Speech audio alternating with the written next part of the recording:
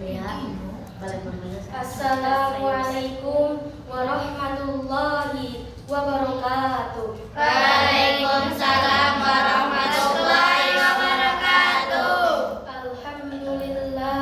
Alhamdulillahi rabbil alamin wa bihi nasta'in wa ala umurid dunya waddin wassalatu wassalamu ala sayyidil mursalin wa ala alihi wa sahbihi ajma'in. Amma ba'du.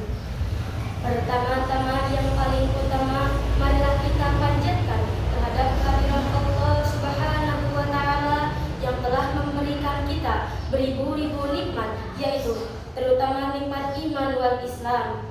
Salawat beserta salam marilah kita panjatkan kepada junjungan Nabi besar kita, yakni Habibina wa Syafi'ina wa Maulana Muhammadin sallallahu alaihi wasallam, yang telah membawa kita dari zaman jahiliyah menuju zaman Islamiyah, dari zaman kegelapan menuju zaman terang benderang seperti saat ini.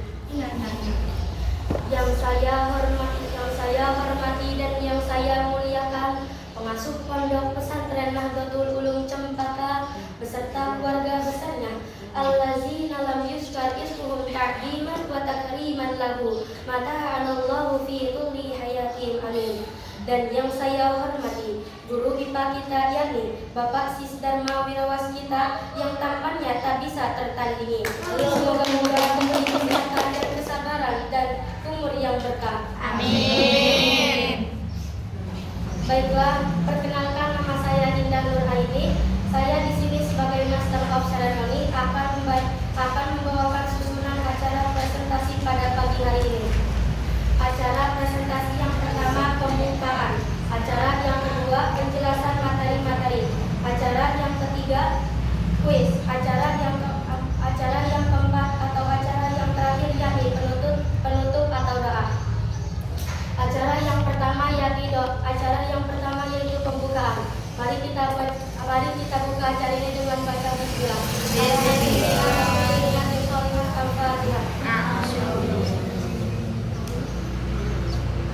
Acara yang kedua penjelasan materi-materi. Penjelasan yang pertama yang akan disampaikan oleh Profesor Dr. Ratu Laila Fairuz. Assalamualaikum warahmatullahi wabarakatuh. Waalaikumsalam warahmatullahi wabarakatuh. Perkenalkan, nama saya Ratu Laila Fairuz. Saya berterima kasih kepada MC yang telah memberikan saya waktu untuk berpresentasi pada hari ini. Sistem reproduksi pada tumbuhan dan hewan. A. Reproduksi pada tumbuhan. Tumbuhan ada yang dapat. Tas nunjuk boleh? Oh, oke, kita satu. Sistem reproduksi pada tumbuhan dan hewan. A. Reproduksi pada tumbuhan. Tumbuhan ada yang dapat melakukan reproduksi secara vegetatif atau seksual, generatif atau seksual ataupun keduanya. Reproduksi vegetatif atau reproduksi seksual merupakan cara reproduksi tanpa didahului oleh pembuahan sel kelamin jantan dan betina. Reproduksi generatif atau reproduksi seksual merupakan reproduksi yang didahului oleh peleburan sel kelamin jantan dan betina. 1. Reproduksi vegetatif pada tumbuhan. Reproduksi vegetatif pada tumbuhan dapat melalui pertunasan, umbi, rizoma, geragi, pembentukan spora, dan tunas adventatif. A. Rizoma. Rizoma atau rimbang merupakan batang yang tumbuh di dalam tanah. Pada bulu rizoma terdapat kuncup yang dapat berkembang menjadi tunas. Tunas tersebut akan tumbuh menjadi tumbuhan baru di atas tanah. Akan tetapi tumbuhan baru tetap bergabung dengan tumbuhan ini sehingga membentukkan rumput. B. Umbi lapis atau bulbus. Umbi lapis merupakan batang yang tertutup lapisan daun berdaging. Batangnya berbuku-buku sangat rapat sehingga buku dapat tumbuh daun. Karena buku-bukunya sangat rapat, daun-daunnya berbintik berlapis-lapis. Daun yang di luar mengalir dan berubah menjadi daun sisik yang melindungi daun di dalam. Di ketiak daun terdapat tunas yang dapat tumbuh menjadi umbi lapis yang disebut siung. C. Umbi batang. Umbi batang merupakan bagian batang yang tumbuh di dalam tanah dan mengandung cadangan makanan, khususnya dalam bentuk amilium atau pati. Umbi batang mempunyai tunas yang dapat berkembang menjadi tumbuhan baru. Kentang dan ubi merupakan contoh umbi batang. Umbi akar merupakan akar yang digunakan untuk menyimpan cadangan makanan. Silikolum dan umbia merupakan contoh tanaman yang menghasilkan umbi akar. Tunas berasal dari ujung batang atau ketiak daun. Pisang dan tebu berkembang biak dengan tunas. Tunas adventif. Tunas adventif merupakan tunas yang tumbuh tidak pada ujung batang dan ketiak daun. Tunas ini dapat tumbuh pada akar atau peti daun. Contoh tumbuhan yang dapat berkembang biak dengan tunas adventif ini adalah daun cocor beda. Tumbuhan yang berkembang dengan tunas adventif pada akar adalah cemara, sukun, dan semak. Stolon atau gerali. Stolon merupakan batang yang tumbuh menjalar di atas tanah. Pada luas-luas batang terdapat tunas yang dapat tumbuh menjadi tumbuhan baru. Tumbuhan baru tidak akan bergantung pada tumbuhan. Waalaikumsalam warahmatullahi wabarakatuh. Terima kasih kepada Profesor Dr. Hatul Fairuz. Semoga-moga apa yang disampaikan beliau bermanfaat bagi kita semua. Amin ya Allah. Amin. Penjelasan materi selanjutnya yang akan disampaikan oleh Profesor Dr. Makiatul Jahro. Assalamualaikum warahmatullahi wabarakatuh. Perkenalkan, nama saya Jahro. Saya berterima kasih kepada MC yang telah memberikan saya waktu untuk melanjutkan presentasi dari Dr. Profesor dan 2. Reproduksi generatif pada tumbuhan berbiji. Reproduksi generatif atau disebut dengan seksual pada tumbuhan tingkat tinggi. Contohnya terjadi pada tumbuhan berbiji tertutup, Angiospermae. Tumbuhan berbiji tertutup memiliki bunga. Bunga merupakan alat reproduksi generatif. Di dalam bunga terdapat alat kelamin jantan dan betina. Alat kelamin jantan terdiri atas sejumlah benang sari atau disebut dengan stamen. Benang sari memiliki kepala sari yang disebut dengan anter yang letaknya di ujung rantai sari, filamen. Dalam kepala sari terdapat satu atau lebih ruang sari yang disebut dengan meka, yang merupakan tempat terbentuknya serbuk sari. Polen serbuk sari inilah yang disebut gamet jantan. Alat kelamin betina yang disebut dengan putik tersusun atas bakal buah ovarium. Tangkai putik yang disebut dengan stilus dan kepala putik disebut dengan stigma. Bakal buah merupakan tempat terdapatnya bakal biji. Bakal buah terletak di dasar bunga, reseptakel, dan bentuknya menggelembung. A. Pembentukan sel kelamin jantan dan betina. Di dalam ruang sari terdapat sel induk mikrospora diploid. Sel induk mikrospora membelah secara meiosis dan menghasilkan 4 sel mikrospora haploid. Setiap sel mikrospora sel alogami. Autogami terjadi jika serbuk sari dan putik berasal dari satu. Waalaikumsalam warahmatullahi wabarakatuh. Terima kasih atas penjelasan materi yang telah disampaikan oleh Profesor Dr. Makiatul Jahro. Semoga apa yang disampaikan oleh beliau bermanfaat bagi kita semua. Amin. Penjelasan materi selanjutnya yang akan disampaikan oleh Profesor Dr. Dea Limatus Syadiah. Falyatafadhal alaihi mashkur. Insyaallah. Assalamualaikum warahmatullahi wabarakatuh. Waalaikumsalam. Halo semua.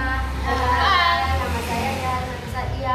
Berdirinya saya berterima kasih kepada MC yang telah memberikan saya waktu untuk melanjutkan presentasi dari Dr. Makiatul Jahro. Ketiga, mategesis. Mategesis adalah siklus hidup tumbuhan peralihan satu pergiliran keturunan, yaitu telur, ulat, kepompong. Siklus hidup ini atau bisa disebut merupakan tahapan menghasilkan geostatif. Siklus ini merupakan tahapan menghasilkan saprot. Mategesis tumbuhan lumut. Tumbuhan lumut adalah membentuk geostatif jantan dan menghasilkan sperma anggota sel telur sperma menjadi bentuk oksigen menyebabkan sel telur sehingga bentuknya sitokin. B. Metagatus tumbuhan kaku. Telur yang telah dibuang oleh perkembangan sebelum kaku berkembang menjadi spermis dewasa yang memiliki saut berwarna coklat. 4. Faktor-faktor yang memengaruhi pertumbuhan dan perkembangan tumbuhan. Faktor-faktor yang memengaruhi pertumbuhan dan perkembangan tumbuhan terbagi atas faktor interaktif dan ekstratif. Faktor internal meliputi gen dan hormon, faktor eksternal meliputi air dan mineral, suhu, kelembapan, serta cahaya. A. Gen. Gen adalah ukuran dan kecepatan tumbuhan. Dikenakan oleh gen-gen yang terdapat di dalam kromosom. Gen-gen tersebut diwariskan dan induk kepada induk tumbuhan dan keturunannya. B. Hormon. Hormon adalah merupakan senyawa organik yang menguatkan tumbuhan-tumbuhan. Hormon juga dikenal sebagai zat tumbuhan.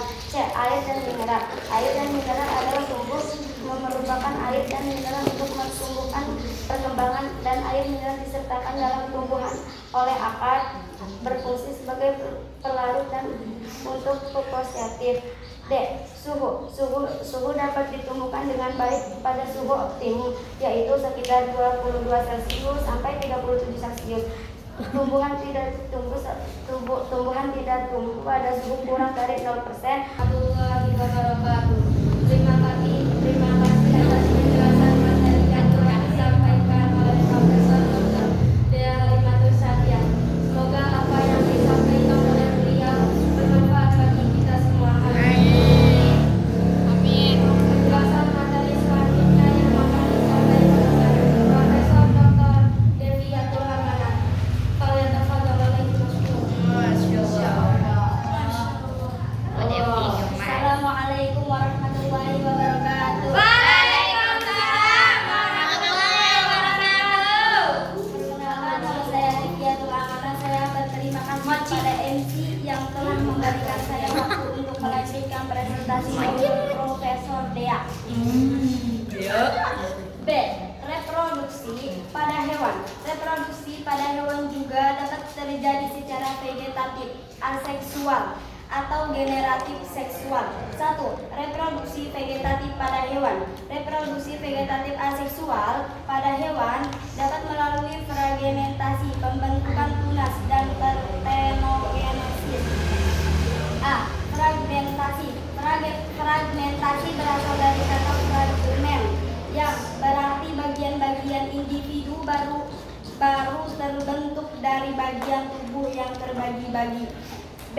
Pembentukan tunas. Ubur-ubur hydra dan obelia dapat berkembang biak secara aseksual dengan cara pertunasan gunting dalam daun hidupnya. Abelia mengalami dua fase hidup, yaitu fase polip dan medusa. Polip hidup menetap di suatu tempat tersier dan berkembang biak dengan membentuk tunas. Tunas tersebut membentuk medusa yang akan terlepas dari polip. Medusa merupakan bentuk yang dapat bergerak bebas dan akan berkembang biak secara seksual dengan menghasilkan sperma atau telur atau sel telur. C. Partenogenesis. Partenogenesis merupakan peristiwa perkembangan sel kelamin betina menjadi individu baru tanpa melalui fertilisasi. Jadi, individu baru merupakan individu haploid yang tumbuh dari sel haploid. Contoh, organisme yang melakukan partenogenesis adalah kecoa dan lebah. 2. Reproduksi generatif.